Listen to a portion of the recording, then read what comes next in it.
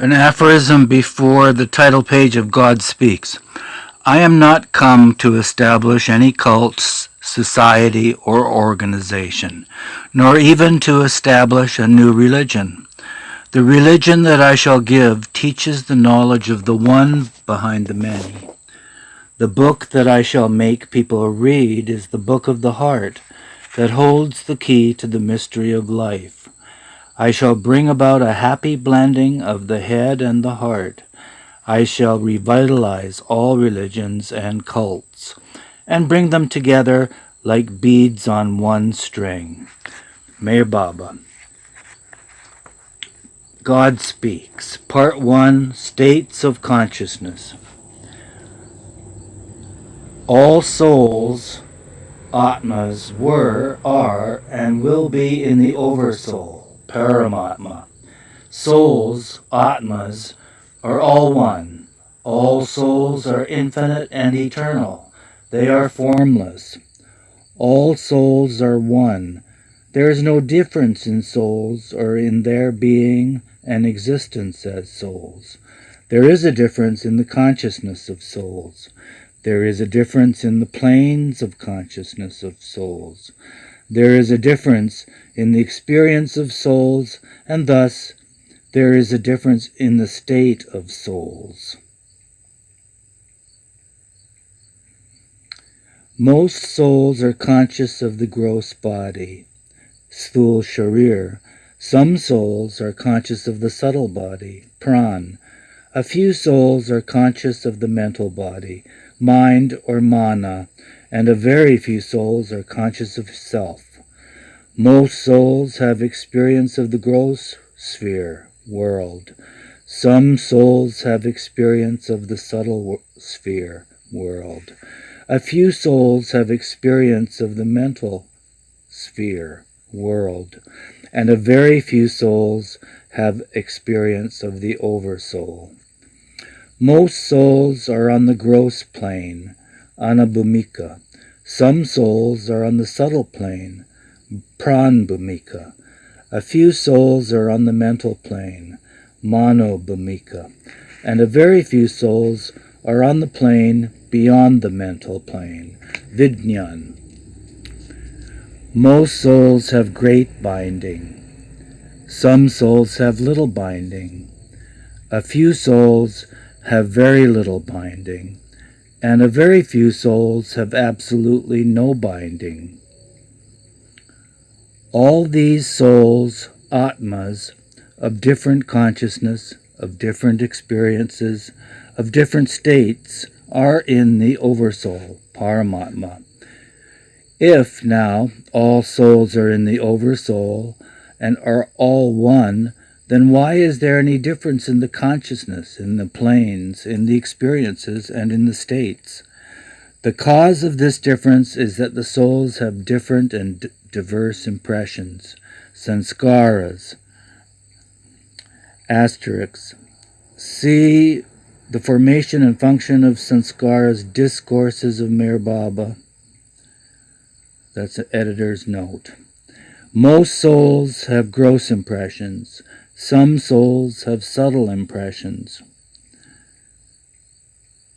Souls having mental impressions and souls having no impressions are all souls in the Oversoul, and all are one.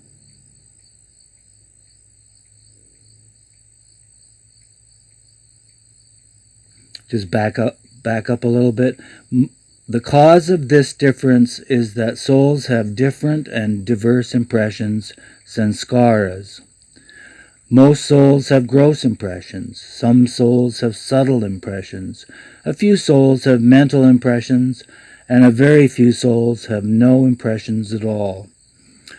Souls having gross impressions, souls having subtle impressions, souls having mental impressions, and souls having no impressions are all souls in the Oversoul, and all are one. Souls with gross impressions have consciousness of the gross body, the sthul sharir, and have experience of the gross sphere. Souls with subtle impressions have consciousness of the subtle body, pran, and have experience of the subtle sphere. Souls with mental impressions have consciousness of the mental body, mana or mind, and have the experience of the mental sphere. Editor's note. We have terms, a chart with terms of sphere and body. The mystic term for the gross sphere, the world. The mystic has the gross body. The Sufi calls it the jism kasif.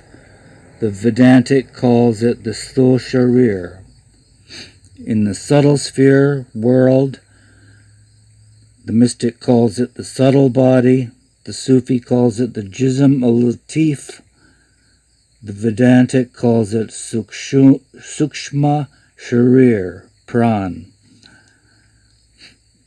In the mental sphere world, the mystic calls it the mental body, the Sufi calls it the jism al-altaf, and the Vedantic calls it the Quran sharir.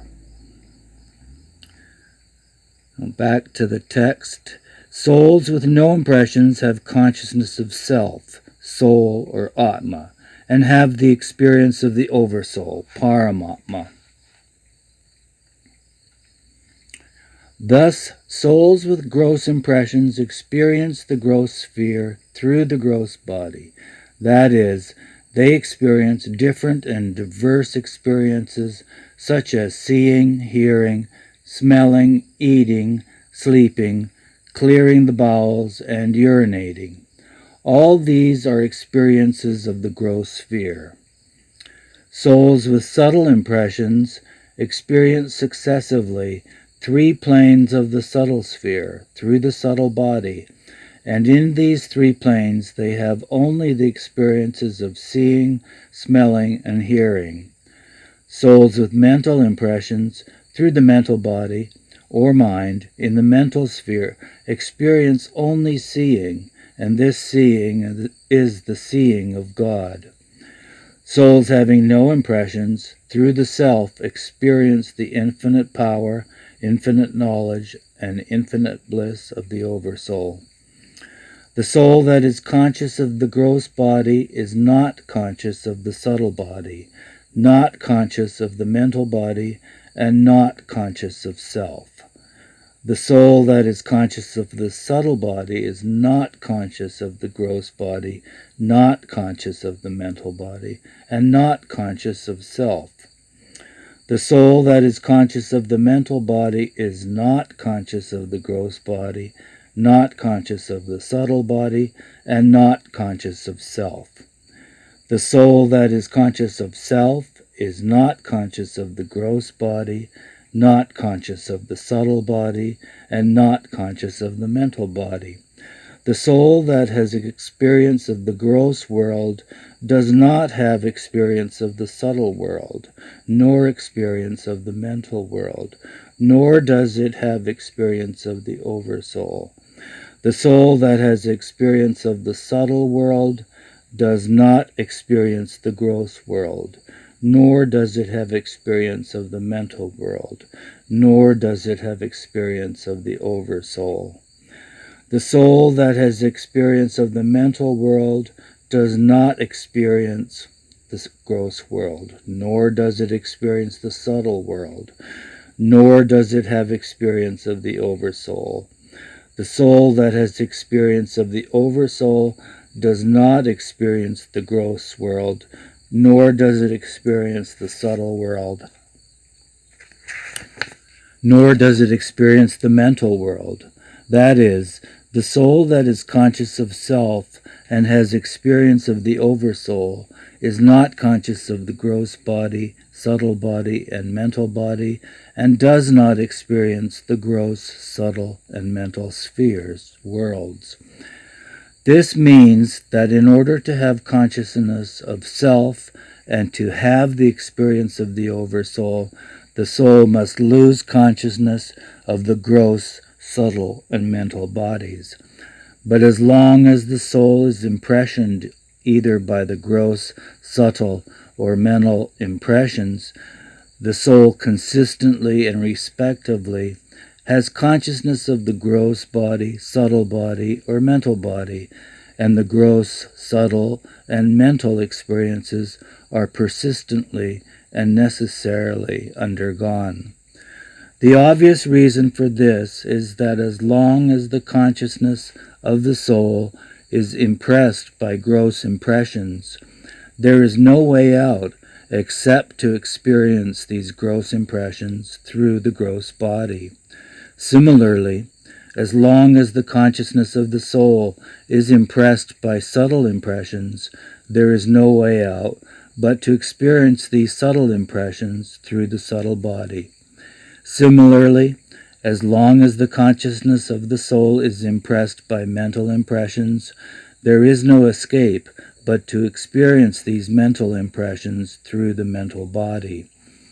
As impressions of the gross, subtle, and mental vanish or completely disappear, the consciousness of the soul is automatically and obviously directed and focused towards itself, and this soul then necessarily has no alternative but to absorb experience of the Oversoul. Now, gross, subtle, and mental bodies are nothing but the shadows of the soul. The gross, subtle, and mental spheres, worlds, are nothing but the shadows of the Oversoul. Gross, subtle, and mental bodies are finite, have forms, and are changeable and destructible. The gross, subtle, and mental worlds are false. They are zero, imagination, and vacant dreams. The only reality is the Oversoul, Paramatma. Therefore, when the soul, with its gross, subtle, and mental bodies, experiences the gross, subtle, and mental worlds, the soul actually experiences, in reality, the shadows of the Oversoul with the help of its own shadows. In other words, the soul, with its finite and destructible form, experiences falsity, zero, imagination, and a vacant dream. Only when the soul experiences the Oversoul with itself does it experience the real with reality. When the soul is conscious of its gross body, then this soul identifies itself with the gross body and takes itself as the gross body. This means that the infinite, eternal, formless soul finds itself as finite, mortal, and having form. Impressions, sanskaras, are the cause of this ignorance. In the beginning, the soul, which is eternally in the Oversoul, at first acquires ignorance through impressions rather than acquiring knowledge. When the soul acquires a particular form, body, or sharir, according to particular impressions, it feels and experiences itself as being that particular form. Soul in its stone form experiences itself as stone. Accordingly, in due course, the soul experiences and feels that it is metal, vegetable, worm, fish, bird, animal, man, or woman. Whatever be the type of gross form and whatever be the shape of the form, the soul spontaneously associates itself with that form, figure, and shape, and experiences that it is itself that form, figure, and shape. When the soul is conscious of the mental body, then this soul experiences that it is When the soul is conscious of the subtle body, then this soul experiences that it is the subtle body. When the soul becomes conscious of the mental body, then this soul experiences that it is the mental body. It is only because of impressions, nukush e amal, or sanskaras, that the soul without form, the infinite soul, experiences that it is veritably a gross body, sthul sharir, or a subtle body, pran, or a mental body, mana or mind.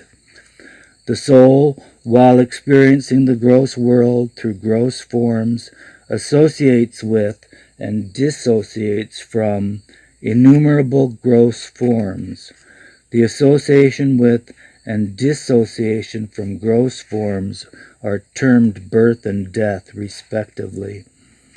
It is only because of impressions that the eternal, immortal soul, existing in reality without births and without deaths, has to experience births and deaths innumerable times. While the soul has to undergo this experience of innumerable births and deaths because of impressions, it has not only to experience the gross world, which is a shadow of the oversoul and which is false, but together with it, the soul has also to experience the happiness and misery, virtue and vice of the gross world.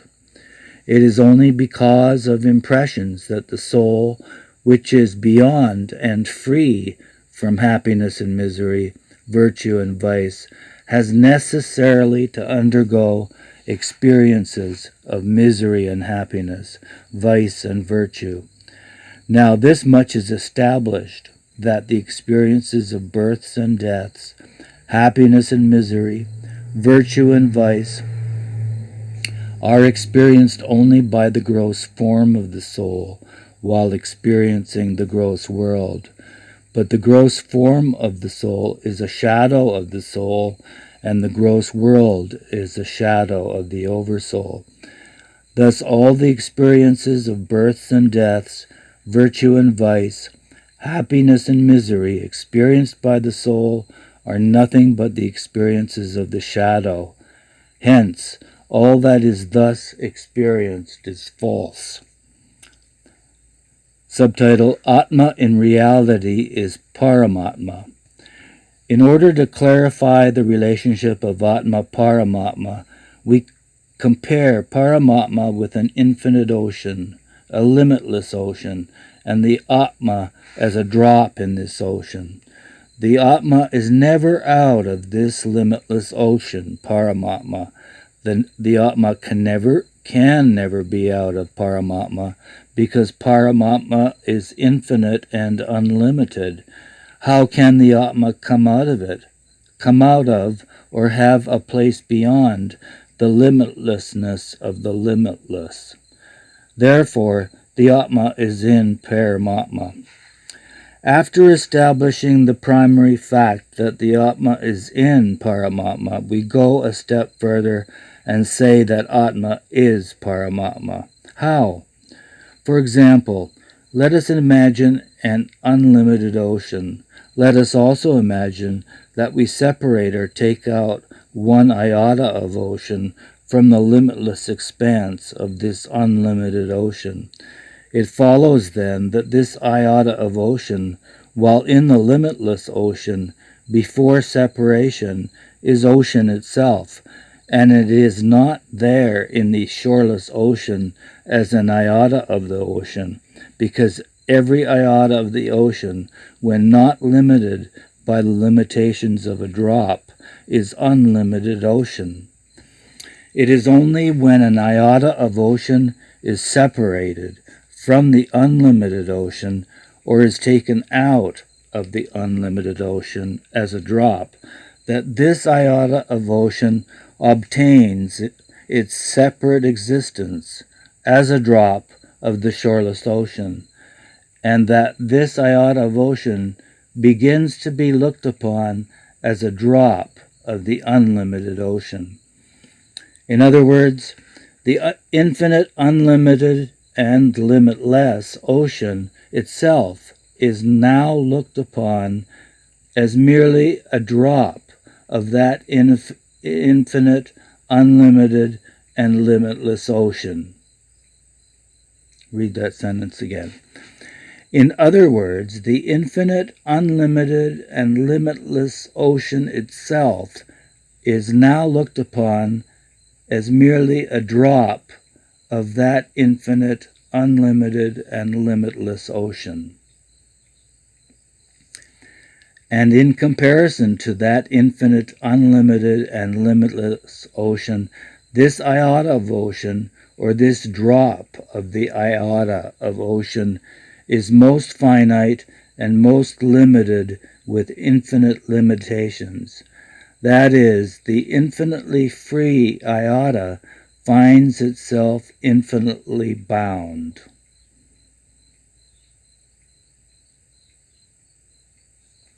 Similarly, the Atma which we have compared with a drop of the infinite ocean obtains a seemingly separate existence, though in reality it can never be out of the limitlessness of the limitless infinite Paramatma which we have compared with the infinite, unlimited, and limitless ocean.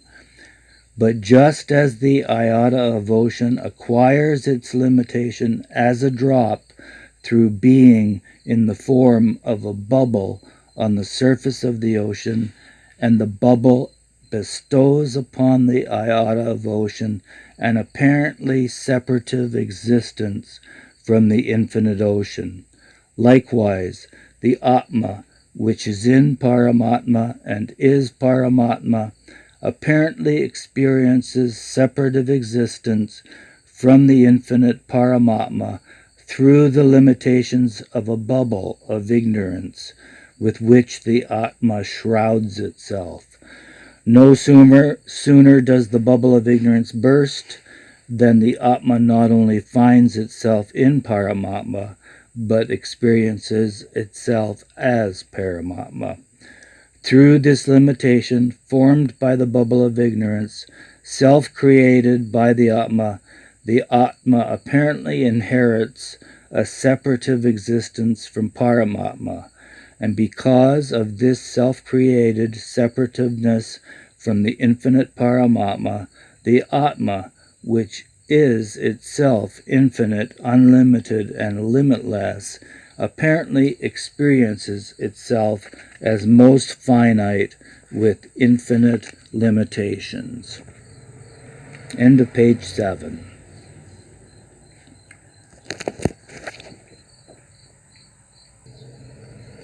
Before going on to part 2 of God Speaks, let's read the section in the discourses to which the editor's note refers, the formation and function of sanskaras. That's on page 32 of the discourses. There are two aspects of human experience, the subjective and the objective. On the one hand, there are mental processes that constitute essential ingredients of human experience, and on the other hand, there are things and objects to which they refer. The mental processes are partly dependent upon the immediately given objective situation, and partly dependent upon the functioning of accumulated sanskaras or impressions of previous experiences. The human mind thus finds itself between a sea of past sanskaras on the one side and the whole extensive objective world on the other. So that paragraph was subtitled Analysis of Human Experience. Next paragraph is subtitled Sanskaras Originate in Experience. Human actions are based upon the operation of the impressions stored in the mind through previous experiences. Every thought, emotion, and act is grounded in groups of impressions that, when considered objectively, are seen to be modifications of the mind. These impressions are deposits of previous experiences and become the most important factors in determining the course of present and future experience. The mind is constantly creating and gathering such impressions in the course of its experience. When occupied with the physical objects of this world, such as the body, nature, and other things, the mind is, so to say, externalized and creates gross impressions. When it is busy with its own subjective mental processes, which are the expressions of already existing sanskaras, it creates subtle and mental impressions. The question whether sanskaras come first or experience comes first is like the question whether the hen or the egg comes first. Both are conditions of each other and develop side by side. The problem of understanding the significance of human experience, therefore, turns around the problem of understanding the formation and function of sanskaras. The sanskaras are of two types, natural and non-natural, according to the manner in which they come into existence. The sanskaras the soul gathers during the period of organic evolution are natural. These sanskaras come into existence as the soul successively takes up and abandons the various subhuman forms, thus gradually passing from the apparently inanimate states, such as stone or metal, to the human state, where there is full development of consciousness. All the sanskaras that cluster around the soul before it attains the human form are the product of natural evolution and are referred to as natural sanskaras. They should be carefully distinguished from the sanskaras cultivated by the soul after the attainment of the human form.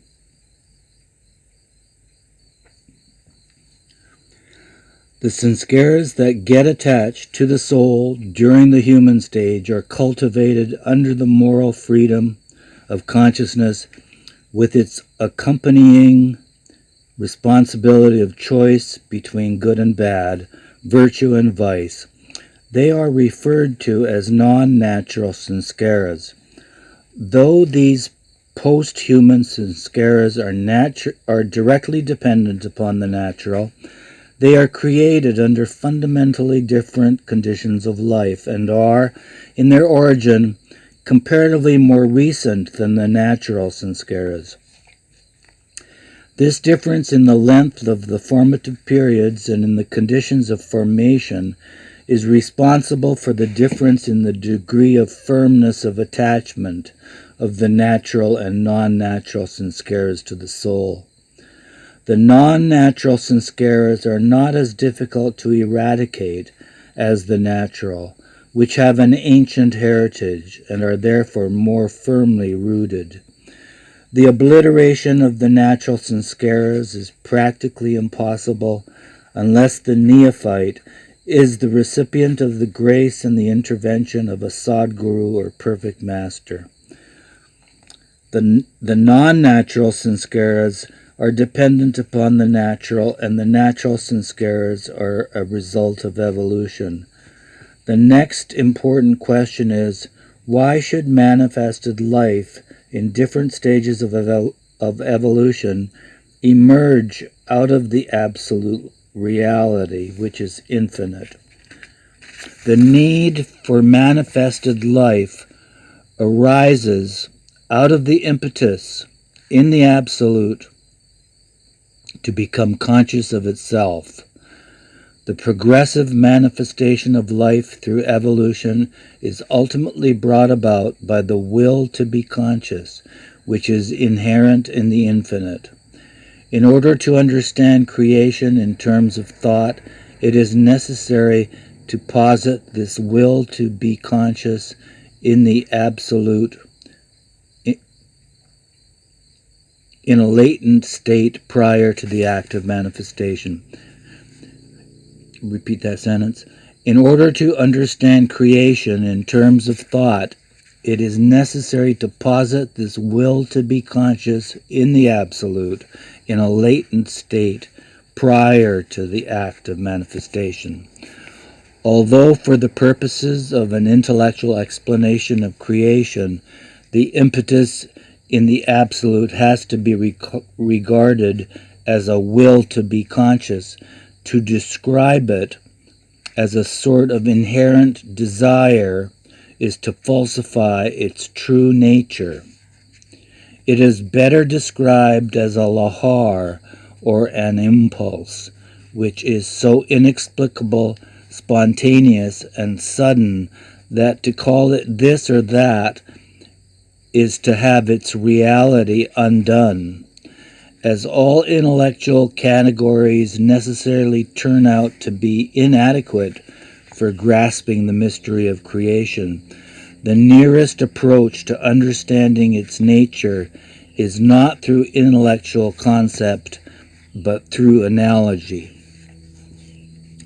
Just as a wave coming across the surface of a still ocean calls forth into being a wild stir of innumerable bubbles, the lahar creates myriads of individual souls out of the indivisible infinity of the Oversoul. But the all-abounding Absolute remains the substratum of all the individual souls.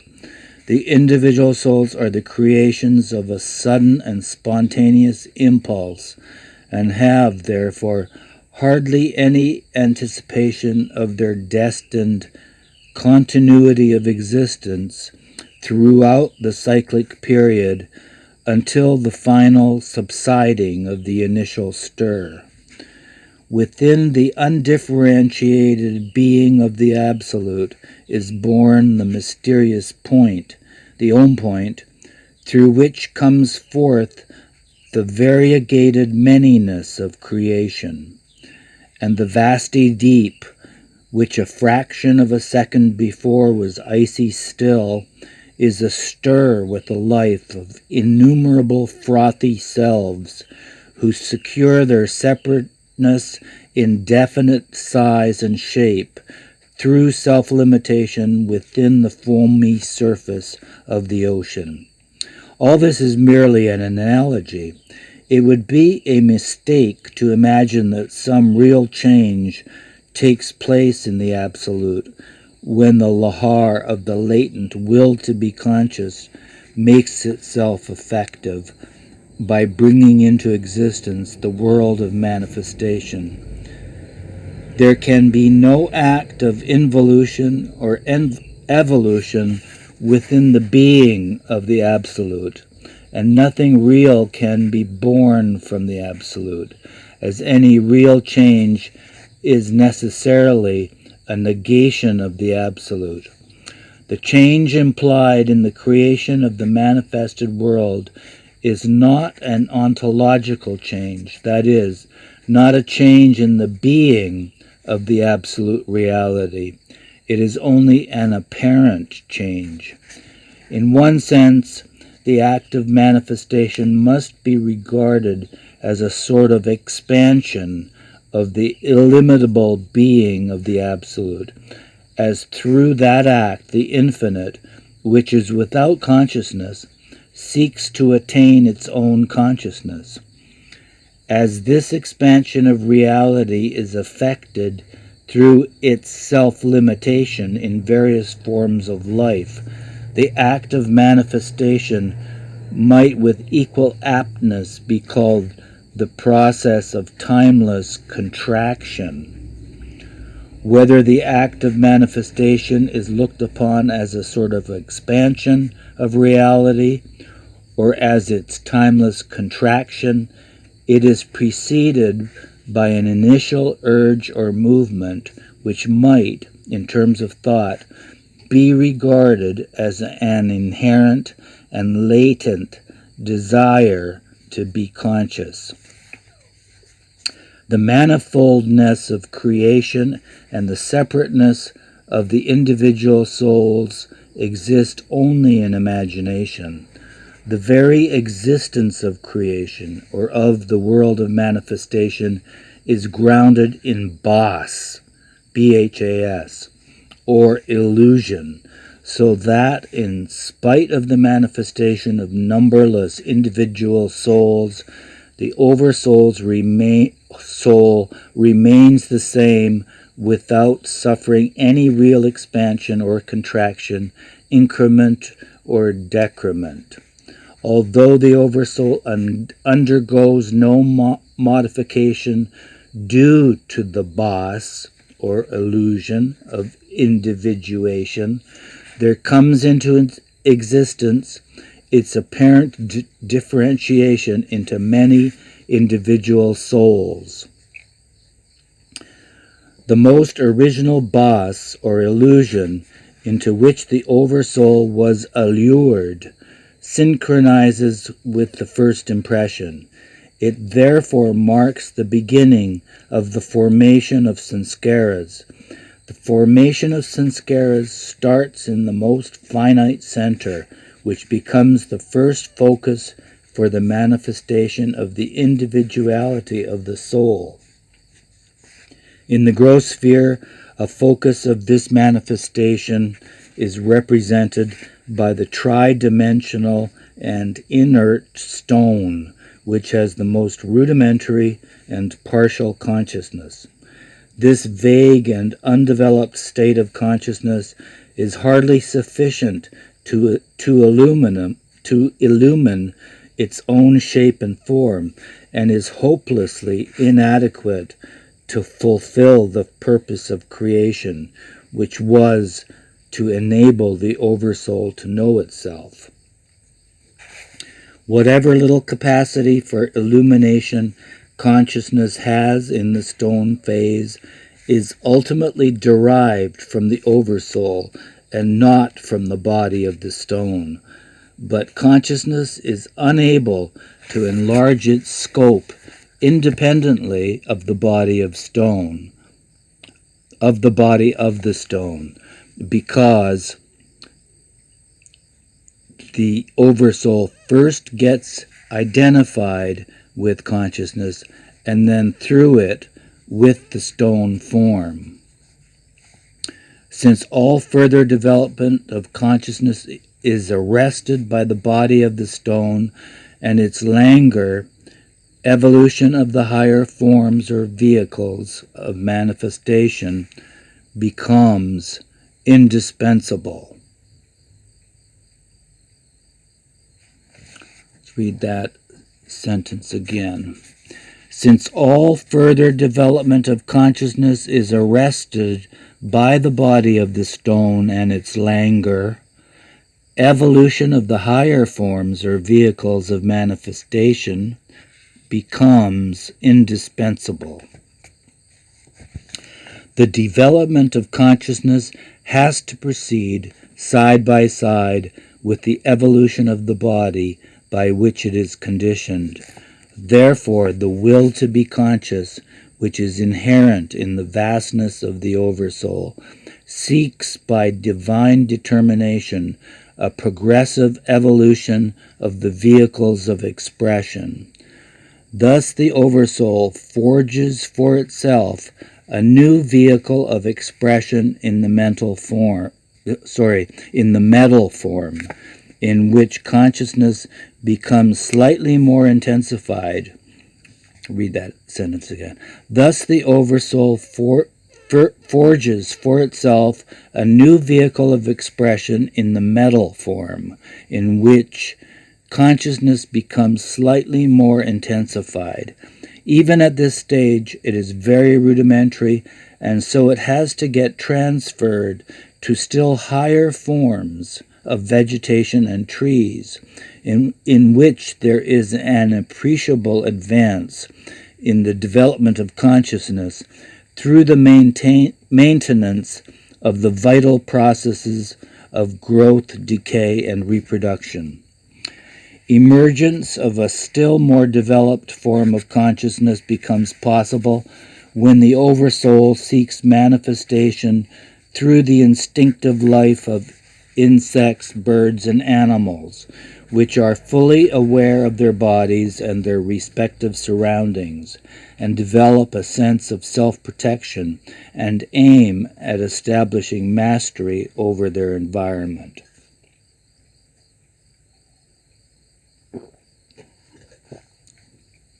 In the higher animals, intellect or reasoning also appears to a certain extent, but its working is strictly limited by the play of their instincts, like the instinct of self-protection and the instinct for the care and preservation of the young.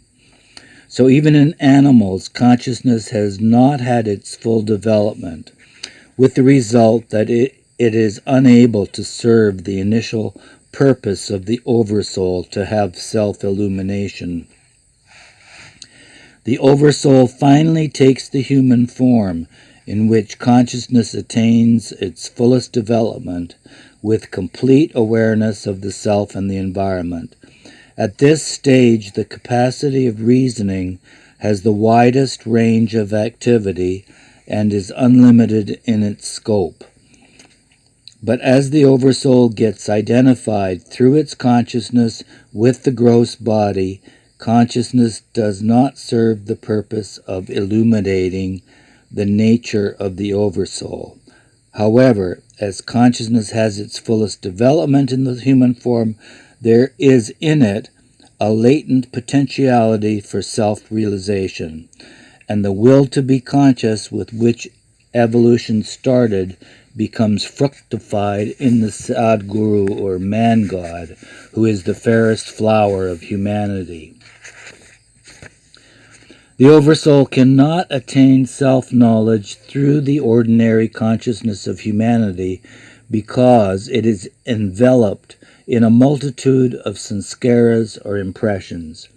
As consciousness passes from the apparently inanimate state of stone or metal, then to the vegetative life of the trees, then onward to the instinctive states of insects, birds, and animals, and finally to the full consciousness of the human state, it is continually creating new sanskaras and becoming enveloped in them. These natural sanskaras are increased even after attaining the human state by the further creation of non-natural sanskaras through manifold experiences and multitudinous activities. Thus, the acquisition of sanskaras is unceasingly going on during the process of evolution, as well as during the later period of human activities. This acquisition of sanskaras may be likened to the winding up of a piece of string around a stick. The string representing the sanskaras and the stick representing the mind of the individual soul. The winding up starts from the beginning of creation and persists through all the evolutionary stages and the human form, and the wound string represents all the sanskaras, natural as well as non-natural. The fresh sanskaras that are constantly being created in human life are due to the multifarious objects and ideas with which consciousness finds itself confronted. These sanskaras bring about important transformations in the various states of consciousness. Impressions created by beautiful objects have the potency of arousing in consciousness the innate capacity for appreciating and enjoying beauty. When one hears a good piece of music or sees a beautiful landscape, the impressions caught from these objects give one a feeling of exaltation. In the same way, when one contacts the personality of a thinker, one may become interested in new avenues of thought and inspired with an enthusiasm utterly foreign to one's consciousness formerly. Not only impressions of objects or persons, but also impressions of ideas and superstitions have great efficacy in determining the conditions of consciousness. The power of impressions, of superstitions, might be illustrated by means of a ghost story. Of the different realms of human thought, there are perhaps none as abounding in superstitions as those connected with ghosts, who, according to popular belief, are supposed to harass and torture their victims in curious ways. Once upon a time, during the Mughal rule in India, a highly educated man who was very skeptical of the stories about ghosts made up his mind to verify them from personal experience.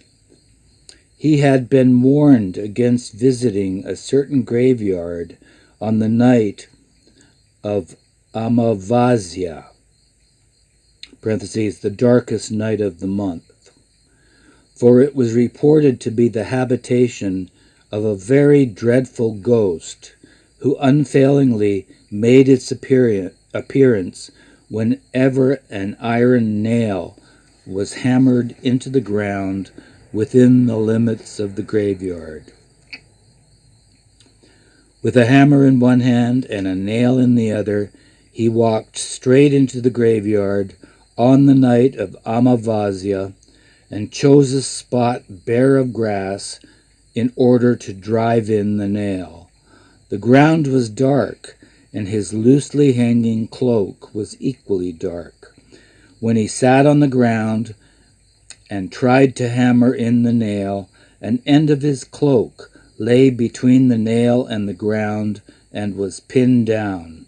He finished hammering and felt that he was successful with the experiment without encountering the ghost.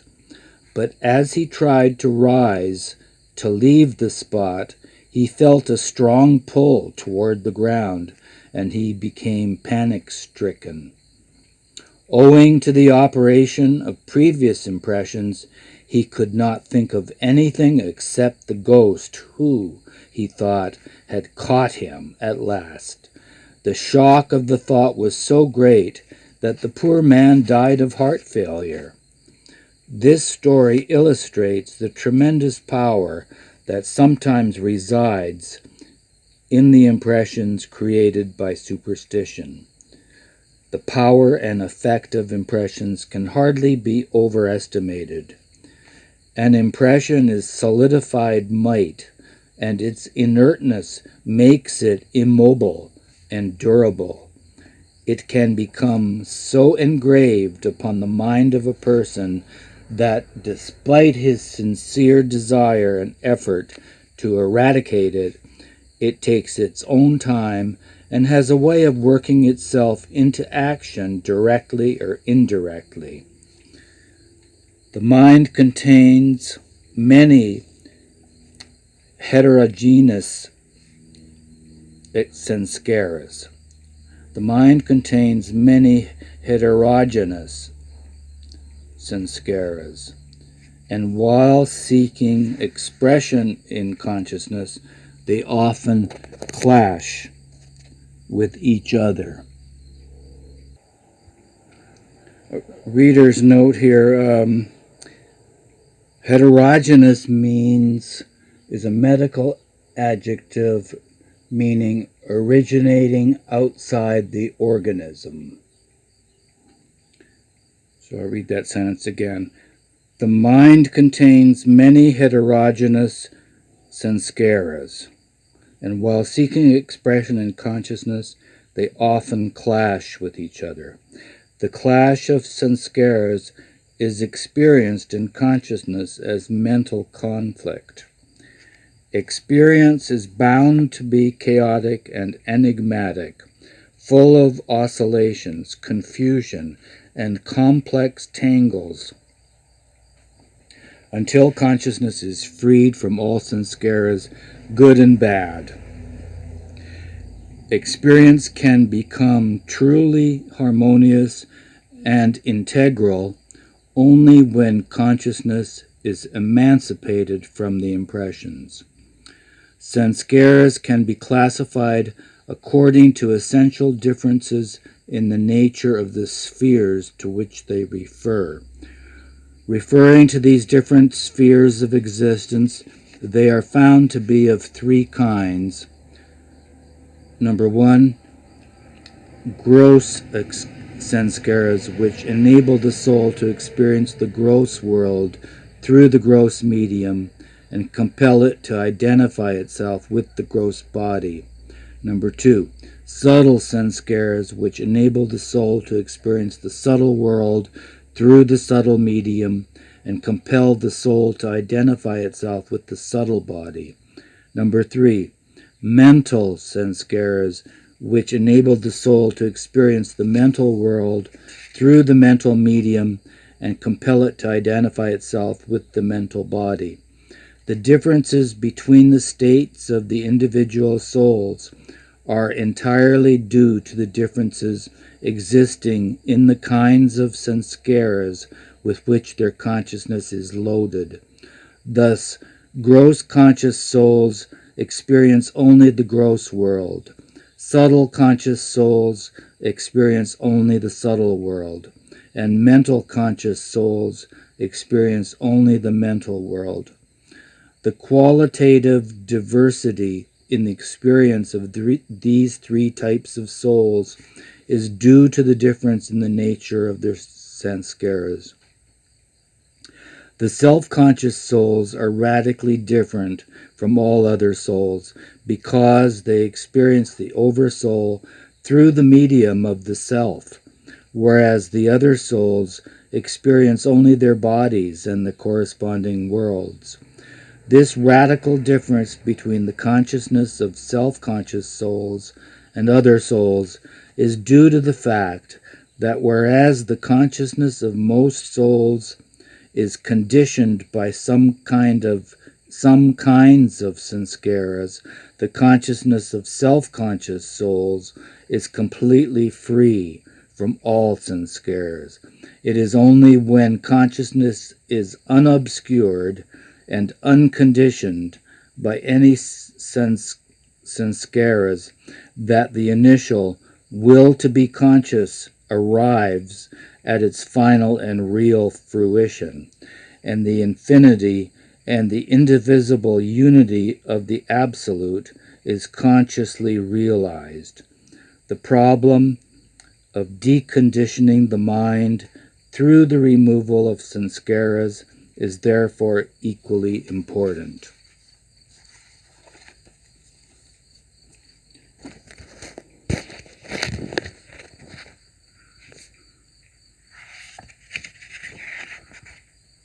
Next will be part 2, the initial urge and the journey of evolving consciousness.